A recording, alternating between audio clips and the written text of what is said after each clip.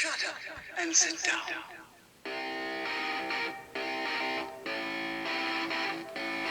Good evening, everyone! Welcome back once again to Vicious Rants, and of course I am your host, Mr. Main Event himself, the often imitated, never duplicated Superstar Tim Vicious, and we're gonna go over Odyssey was in Fort Lauderdale, Florida. Now, before we get into the show, do want to remind everyone, we are official WWE Shop affiliates. So what that means is, if you are watching this on my personal YouTube page or listening to this on Spotify or wherever else you get your podcasts from, go into the description tab and follow the link there. If you're watching this on the Main Event Wrestling Network's YouTube page, please, by all means, click on the QR code that is on the screen. Do either or. Then, go to that'll take you to WWE Shop. Now, what's the difference between going on that link, scanning that QR code, or just going on to Google itself and putting it and getting this WWE Shop? Well, since we are affiliates,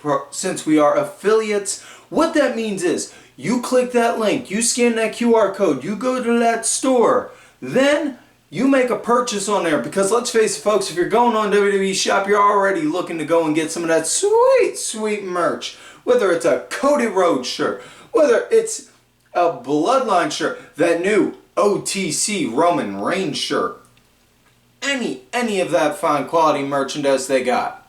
You go and you make a purchase off of that site, then we in return receive a small nominal commission off of it, which in turn will help us make this show better for you. So folks, I always say all the time, help us help you, and this, honestly, it costs $0 in regards to doing this. So all you got to do, easy enough, you go on WWE Shop by clicking the link, scanning the QR code, make your purchase, and in return it helps us.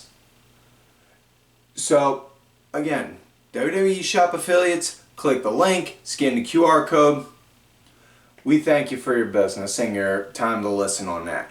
Now that we've gone over that, folks, we are going to switch gears and talk about last week via the SmackDown Rewind and the big highlights from last week's SmackDown. The show started out with it being Tiffy time, with Tiffany Stratton out there going and introducing the Queen herself, Nia Jax. Long may she reign, celebrating her new women's championship win at SummerSlam. And whoo, doggy, listen, Nia Jax is a gorgeous woman to begin with, but my God, I don't know what the hell she did that night, but she went from turning it up to 10 to turning it up to frickin' 40 on that. Just wow. That's all I'm going to leave that as. Now she came out. She came out on the sedan thing where they had the guys carrying her out while she was sitting on the royal throne. Came out, got into the ring, gloated over on how she won, how she knew she was going to win. Long may she reign, all that blah blah blah blah blah. Then, yes, boys, the two most tastiest snacks in SmackDown, Pretty Deadly, came out to do a musical number for their hit musical, Pretty Deadly, the musical, which I can neither confirm nor deny, but it is possible, given the success of Deadpool and Wolverine, Hugh Jackman may or may not be signed on for that. So either way, they started to do their number for it.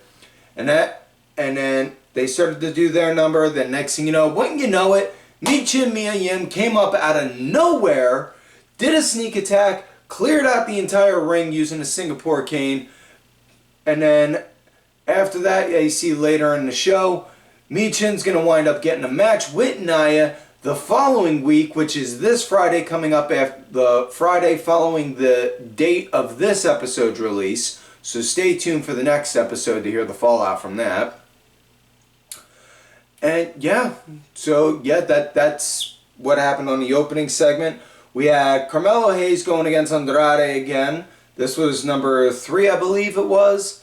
This was a good match. I thoroughly enjoyed it. I thought it was good. Melo got the win. I was actually relatively shocked on that, especially, excuse me, especially given on how he's been getting pushed as, oh, he was the NXT number 1 draft pick, NXT number 1 draft pick, NXT number 1 draft pick. All the while he was just catching L after L after L. So it was a good, healthy change of pace. In my eyes, anyway. I thought it was a good, healthy change of pace.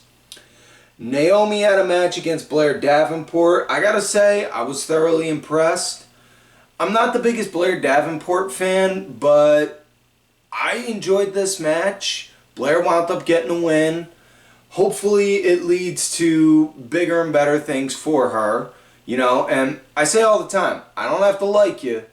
I don't have to like you. I don't have to be a fan of yours. But I still will give you the respect that you earned for just walking through the ropes. You know? So, yeah. Then we had the finals for the Tag Team Eliminator, which was Street Profits against DIY. This was a hell of a match. Excuse me. This was a hell of a match. I really dug the ever-loving fuck out of this match. DIY wound up unfortunately losing. I wanted them to win, but walking into the match, you kind of saw that the Profits were going to win this one. Street Profits won. So we're going to get Profits versus Bloodline. Yeah, that's going to be bowling, shoot ugly in all the right ways, folks.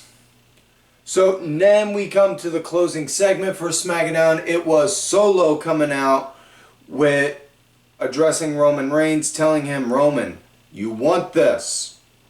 Come and get it. Referring to, well, I can never say the name of it right. The necklace that Solo has on, I can never say the name of it right. And anytime I do, I always butcher it to no end. It's like one of those kind of words you got that mental block that you can't pronounce properly. So I'm not even going to try to refer to it. I'm going to just say the necklace. So Roman comes out, very slow, methodical pace. You hear the people yelling OTC, OTC for the original Tribal Chief. Rightfully so. Going all for Roman. Roman then goes in. They start going at it, scrapping, throwing shots. Tama Tonga shows up. He goes, next thing you know, Tama Tonga's taken out. Roman goes to get the necklace. He has it, puts it on for a second or two. Just standing there praising that he's got it on and he's the Tribal Chief again.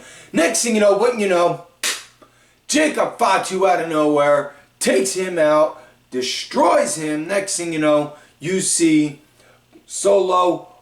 He gets it, gives it to Solo. Solo puts it back on. He is the Tribal Chief still once more. So what I'm personally guessing, and I kind of went over this last week. Tribal Combat, Bash at Berlin, somewhere between Bash at Berlin and Survivor Series. Then at Survivor Series, we get Bloodline Civil War. Solo, Gorillas of Destiny, and Jacob Fatu going against Roman, the reunited Usos, and I know some people have been speculating saying, hey, why not bring Sami Zayn back? Me personally, here's my thinking. Roman, the Usos, and The Rock. Now hear me out on this.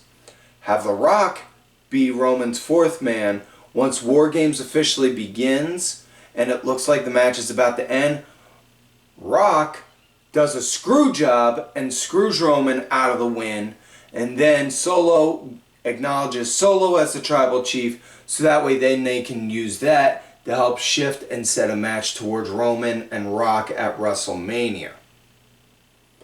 Now that's just very, very crude, rough draft idea. Nothing saying that would work or be good or, I didn't think of any finer detailing, so to say. It's just a rough idea. But that's me, that's my thinking. So now that we've gone over all of last week's SmackDown, let's get into this week's show. Raw in Fort Lauderdale. It starts out with Randy Orton coming out to the ring, addressing the crowd.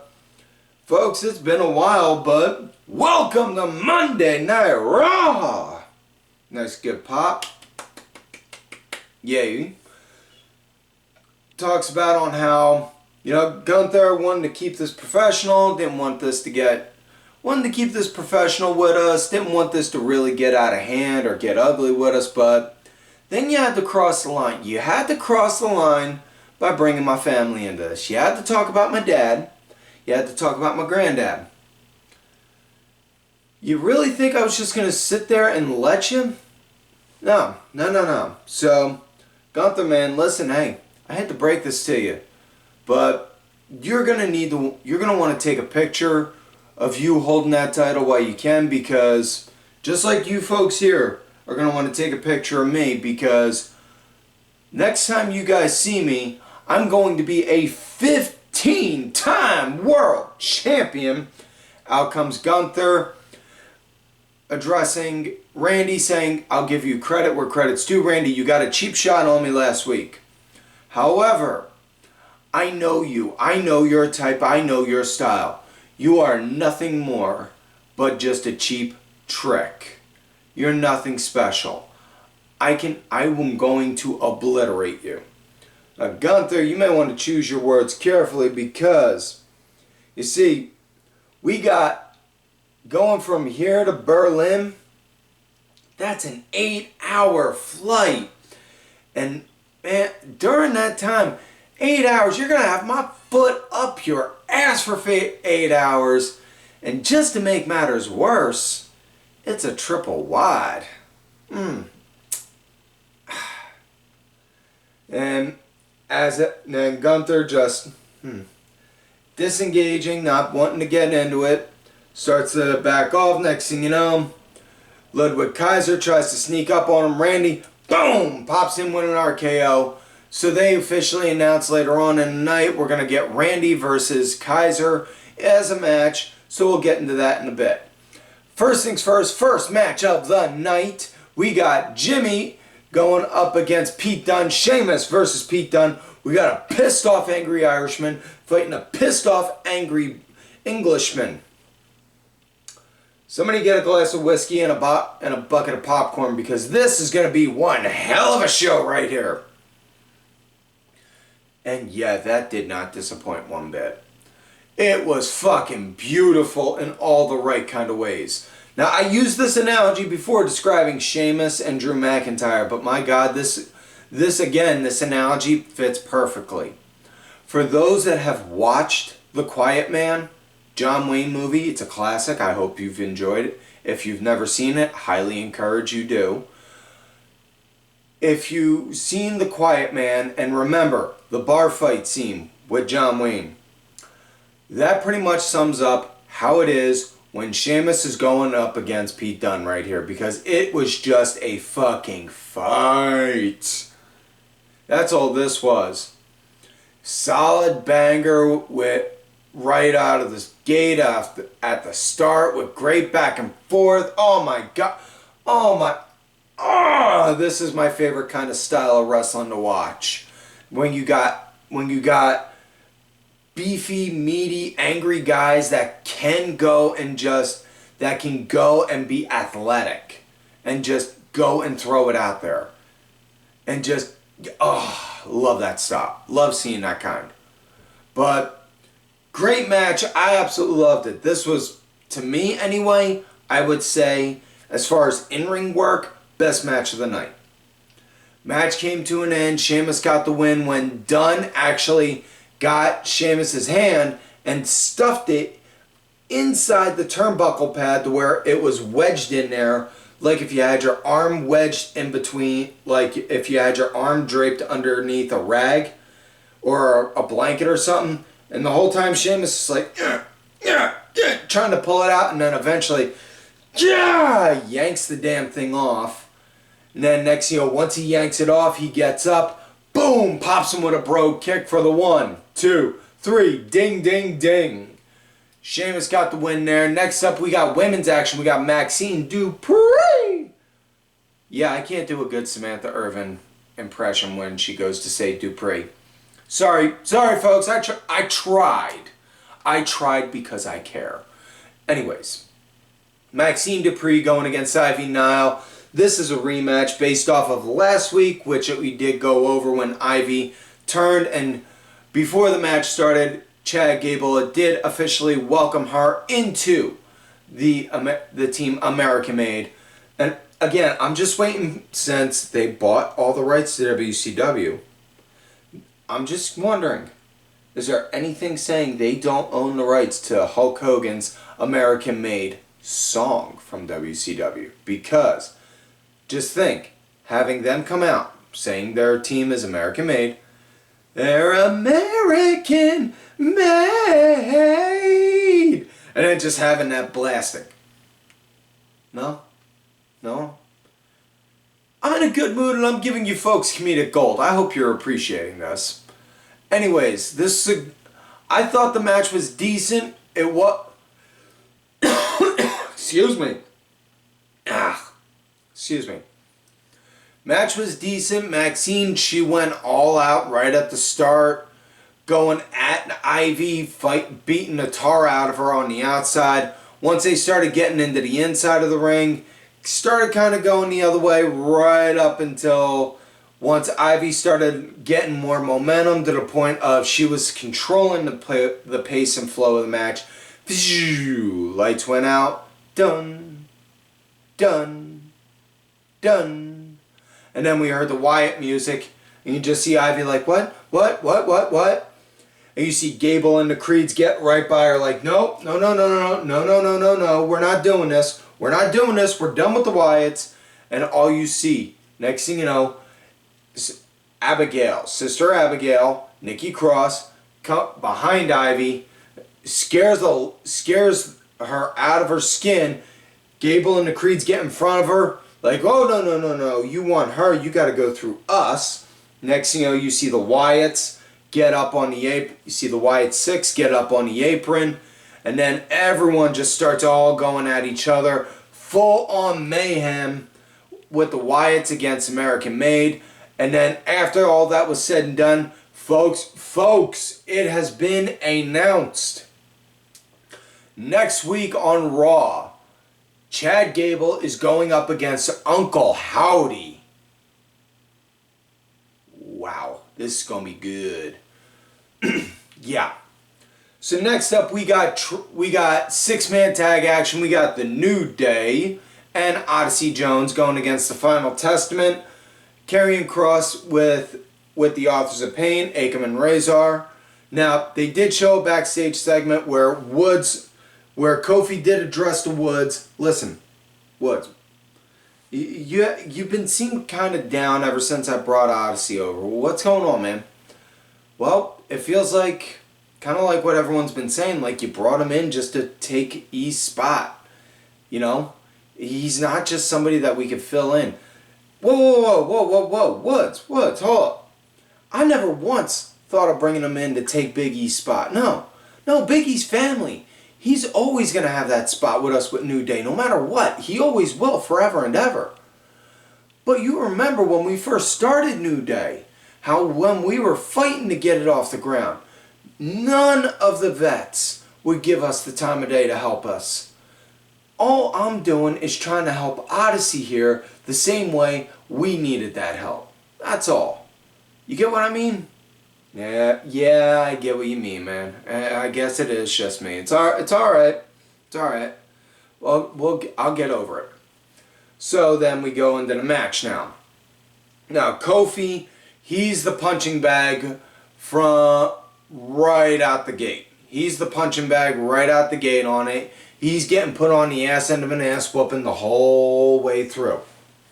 Now, at one point, Kofi, he's going to reach for a hot tag. Woods, he's got his hand out like this. Come on, come on.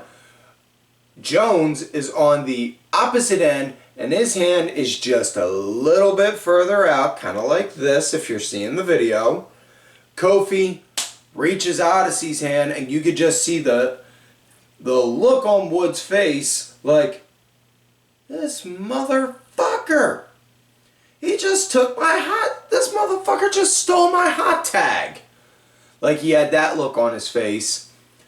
Jones then proceeds to start clearing house, wreck shit.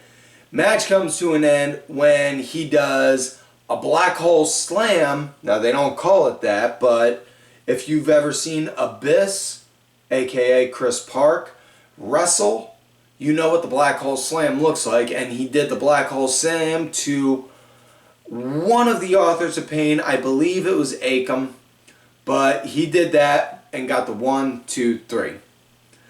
Next up, we have no DQ match, Bronson Reed going against The Miz, and this came to be because of the beating that Reed gave R-Truth last week, which, Truth, I hope you're feeling better, and Reed, you crossed the line. You crossed a fucking line.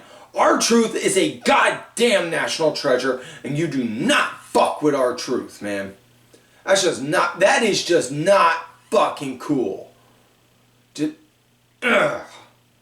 Anyways, Reed's out in the ring waiting for Miz. You see Miz in the back in the Gorilla, over at Gorilla, getting ready to go out. Pierce looks at him. Listen, Miz, you don't have to do this match tonight. I can call it off. You and I both know Reed is just going to go out there and destroy. That's all he does. He doesn't care how much he's fined. He doesn't care about any of it. Excuse me. I'll call it off. But if you really want this, look me in the eyes and tell me you want this. Miz looks at him. No, I don't want to do this. But here's the thing, Pierce. I don't know if you noticed this or not. I don't have many friends around here. And he wound up taking out R-Truth. R-Truth's one of my friends. One of the few friends I got. So I gotta do this. I don't wanna, but I gotta. Hit my music. And then he proceeded to go out. Miz wound up going out there. He came out, moving like he just got shot out of a 45, and went to town on Reed as fast and as hard as he could. Man, if that's not a good lead-in for a sponsor, for an ad read for Viagra or something, right? Anyways, Miz went in as fast and as hard as he could.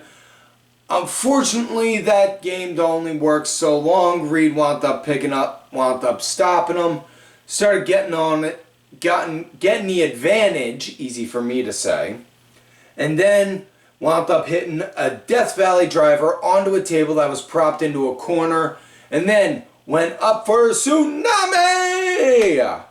and took out Miz for the 1, 2, 3. That was it. After the match, he went up, was getting ready to go again until you heard, Braun! And then Braun Strowman came out, just stared down Reed, and Reed just got this big old grin on his face and started laughing like, alright, yeah, they're gonna send me this motherfucker now, alright. Excuse me. Now they did announce next week we're going to get Braun Strowman against Bronson Reed, so stay tuned for that.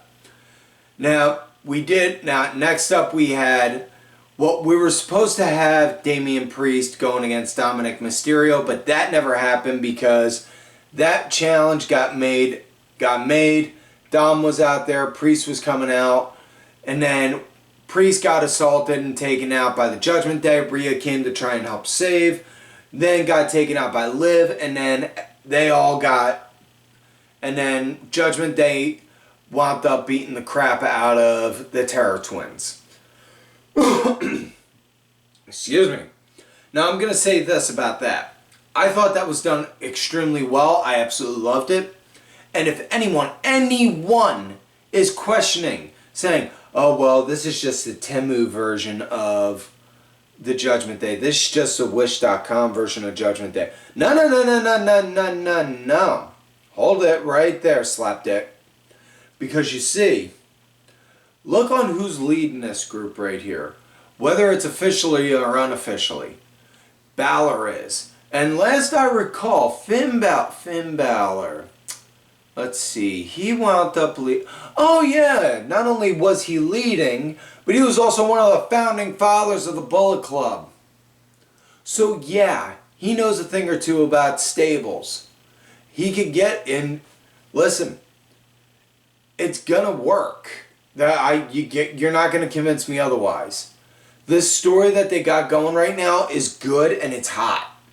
Now, I'm not saying it's like Bloodline. Oh my God, merch is selling out. People are breaking down the doors because they want to see Judgment Day. Hot? No. But I'm saying it's hot. It's the best story on Raw. Hands down. But yeah. So, as far as that went, that match never officially happened, but it was great groundwork or not even groundwork, but it was great work to help set up for the match coming up at Bash at Berlin, where it's the mixed tag. So next up we had women's triple threat action for the women's tag titles. Io Sky and Kairi Sane going against Shayna Baszler and Zoey Stark. Going against Isla Dunne and Alba Fire. Yeah. Hell of a match. I thought it was good. Started out with everyone just kind of went at everyone at the start. I thought it was decent. Damage Control was pretty much leading the match at the start of it, leading the pace and the flow. And they were pretty much dictating on how it went during post-commercial break also. I mean, and I'm not complaining about that because, listen, Io and Kairi are a great tag team. I'm not even saying a women's tag team, just great tag team in general. And I'm all for them. I hope they do get the women's tag titles at some point. You know? Now the match came to an end and it was actually a pretty gnarly finish. I gave credit where credit's due. Shayna Baszler had Kairi Sane in the Karabuta clutch. She was choking her out. And then Isla came up behind Shayna, easy for me to say. Boom! Hit a backstabber. Held her down while she was still choking out Kairi. And then Alba Fire came off the ropes and did a swanton onto Kairi, which then pushed down onto Shayna. After that, then Alba wound up going and doing the pin on Shayna Baszler for the 1, 2, 3. So your winners and still women's tag champions, Isla Dawn and Alba Fire. So now we come to main event of the night. Randy Orton going up against Ludwig Kaiser. And this had some real good solid action by both guys. Really digging it, really digging it. Ludwig, he was leading into the break. Randy wound up picking up the momentum and was starting to lead it in post. Gunther wound up showing up ringside at one point during the match. And when he did, when they were brawling on the outside, that just like hit the nutty button on Randy. And then he just started picking him up, suplex onto the table. Pick up, suplex Ludwig onto the table. Pick up, suplex onto the table. And then pick up, and not even suplex, but pick up and then throw onto the table. Boom! Hits it and then rolls off it. And you could just see the look on Ludwig's face like, oh, you bastard! Oh, ow, ow, ow. But yeah, really good match. I thought this was nice. Randy wound up getting the win by popping an RKO out of nowhere, and then proceeded to go and have a post-match brawl with Gunther after the match. And then after the match, as the brawl was going on, end of credits, fade to black. Now, do also want to address, they did officially announce that Pat McAfee is going to be taking a short leave of absence from the Raw commentating team because he has obligations with ESPN and the NFL coming up. He did announce, though, that it'll only be for about 4 months, so roughly January, maybe February, McAfee will be back. So let's see, it's August now, 4 months, September, October, November, December. So yeah, we'll just say for the sake of argument, January and the beginning of February. That's my personal guess. But either way, hope for nothing but the best for Pat. I absolutely love McAfee's commentating style. I think it's great having an actual fan calling a match. But with that said, folks, that is it for this week's show. If you're listening to this on Spotify or anywhere else you get your podcasts, leave us a 5-star review or whatever kind of positive feedback you can. Any and all creative criticism. If there's something you didn't like about the show, let me know. And I will do everything I can in my power to improve it. You can hit me up on my Twitter, @TimVicious. That's where I'm my most active. Folks, also, if you're watching this on YouTube, like the video, subscribe to the YouTube channel. Folks, we're going to do this again. Starting today, as of the day of this recording, between now and when the Royal Rumble starts, if we go over 500, as in we just hit 501, one random subscriber will win a Vicious Rants shirt. It doesn't have to be the tank that I'm wearing, but it could be a regular t-shirt. It could be a women's shirt. It could be a tank top. It could be a long sleeve. If you got kids, and I mean little kids, it could be a toddler tee, or it could even be a baby onesie. So, between now and Royal Rumble, so that gives us September, October, November, December, January, five freaking months. I have nothing but the utmost confidence in you people.